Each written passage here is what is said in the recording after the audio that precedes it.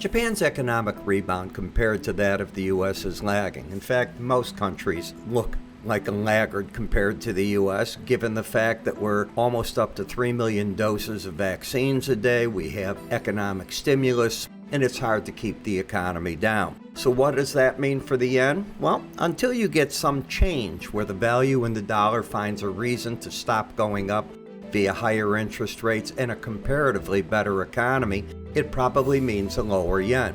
You will reach a point where other countries hit that herd immunity on COVID-19. When they get to that point, they too can rebound, and then it becomes one of a comparative basis, and at that point, all bets are off. The dollar may weaken under that scenario.